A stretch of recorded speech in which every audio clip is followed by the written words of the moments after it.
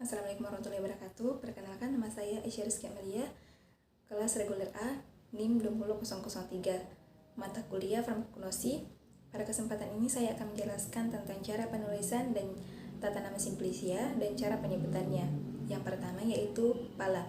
Biji pala adalah buah dari pohon pala atau Myristica fragrans. Saking banyaknya kandungan dalam pala, sehingga tak heran buah atau rempah yang satu ini memberikan ragam manfaat baik bagi kesehatan maupun kecantikan. Manfaat dalam dunia kesehatan yaitu yang pertama dapat mengatasi insomnia, mengatasi mual, kembung, dan masuk angin. Dapat digunakan sebagai penambah nafsu makan, melancarkan pencernaan, meredakan nyeri otot dan nyeri sendi, mengatasi kesehatan otak.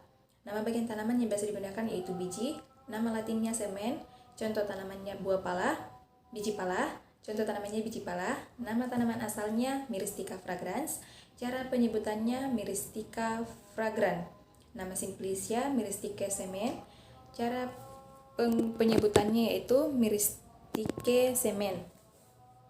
Yang kedua yaitu daun kumis kucing, Orthosiphon aristatus atau dikenal dengan nama kumis kucing, termasuk tanaman dari famili Lamiaceae atau Labiatae.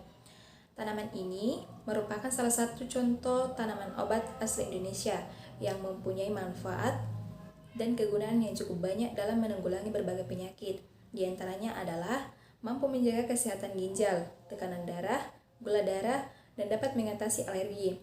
Nama bagian tanaman yang digunakan yaitu daun, nama latinnya folium, contoh tanamannya kumis kucing, daun kumis kucing, nama tanaman asalnya Orthosiphon aristatus. Cara penyebutannya Orthosiphon aristatus, nama simplicia Orthosiphon folium, cara penyebutannya Orthosiphon folium. Yang ketiga yaitu ada bunga melati. Melati merupakan tanaman hias berupa perdu berbatang tegak yang hidup menahun. Melati merupakan genus dari semak dan tanaman merambat dalam keluarga zaitun. Bunga melati mengandung minyak esensial, membasmi kuman dan mengatasi peradangan pada kulit. Beberapa riset pun menunjukkan bahwa bunga melati dapat mencegah penuaan dini dan kulit kering, serta membantu proses pemulihan luka. Nama bagian tanaman yang digunakan yaitu bunga, nama latinnya Phlox, nama tanaman yang biasa digunakan, bagian tanaman yang biasa digunakan yaitu bunga melati, contoh tanaman asalnya jasmin, nama tanaman asalnya Jasminum sambac, cara penyebutannya Jasminum sambac. Nama simplicianya Jasminiflos, cara penyebutannya Jasminiflos. Yang keempat ada akar manis. Akar manis adalah penyebutan untuk akar dari tumbuhan Glycyrrhiza glabra. Tanaman akar manis ini merupakan tanaman sejenis polong-polongan yang berasal dari Eropa Selatan dan beberapa bagian wilayah Asia.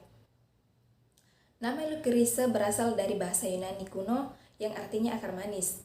Akar manis sering ditambahkan ke dalam teh herbal atau mengatasi sakit perut dan untuk melegakan tenggorokan. Nama bagian tanamannya itu akar, nama latinnya radix, contoh tanamannya itu akar manis, nama tanaman asalnya Glycyrrhiza glabra, cara penyebutannya Glycyrrhiza glabra, nama simplicia Glycyrrhiza glabra radix, cara penyebutannya Glycyrrhiza glabra radix. Yang keempat ada jahe. Jahe adalah tumbuhan yang rempahnya sering digunakan sebagai rempah-rempah atau bahan baku pengobatan tradisional.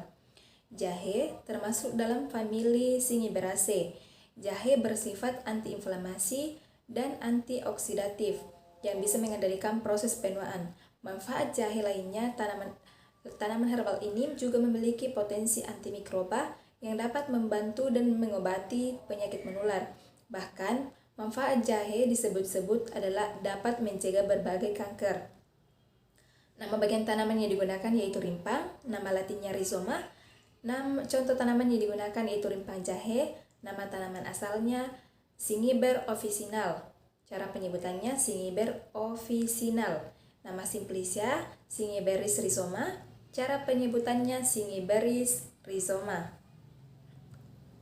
Yang kelima ada lada hitam. Lada hitam disebut juga merica atau sahang. Adalah sebuah tanaman yang kaya akan kandungan kimia seperti minyak lada, minyak lemak, juga pati. Lada bersifat sedikit pahit, pedas, hangat, dan antipiretik. Senyawa piperin yang terkandung pada lada hitam dapat membantu produksi enzim dan meningkatkan penyerapan nutrisi kalium, selenium, vitamin B, beta-karoten, dan ion metionin di usus. Nama bagian tanaman yang digunakan yaitu buah. Nama latinnya fructus, contoh tanamannya lada hitam. Nama tanaman asalnya Piperis nigri. Cara penyebutannya Piperis nigri. Nama simplicia Piperis nigri fructus. Cara penyebutannya Piperis nigri fructus.